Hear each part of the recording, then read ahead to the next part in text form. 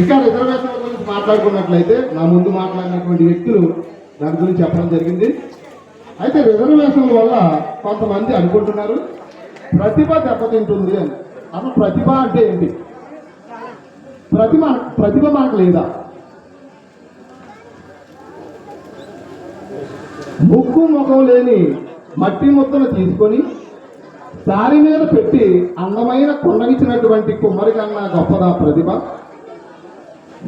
మానరాలే దారాలుగా బట్టలు ఎన్నో నేసినాం, ఉనికెవడిదిరో అంటూ బట్టలెన్నో నేసి ఇచ్చిన చేనేత కార్మికుడికి లేదా ప్రతిభ?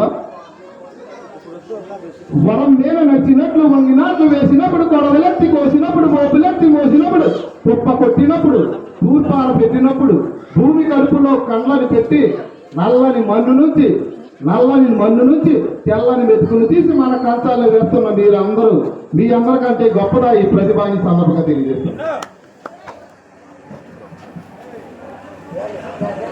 So long as do not achieve social liberty, whatever freedom is provided by law is of no avail to you.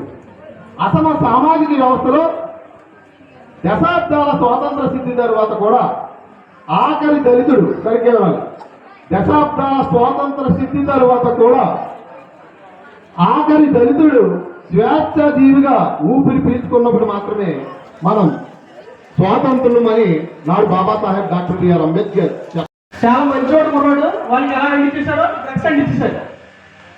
Drugs అందించిన తర్వాత వాడు తల్లిదండ్రులే కొట్టడానికి సిద్ధమైపోయాడు.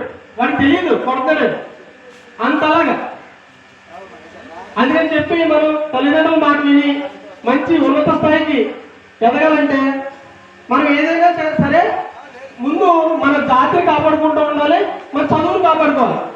ఎవరు కూడా 10th ఇంటర్తో అయిపోవద్దు. డిగ్రీ చేయండి, డిగ్రీ తర్వాత పీజీ చేయండి. అదేనా దాన్ని బట్టి మీరు నడుచుకున్నట్లయితే మంచి ప్రయోజకులు అవ్వాలని కోరుకుంటూ సెలవు తీసుకుంటున్నాను.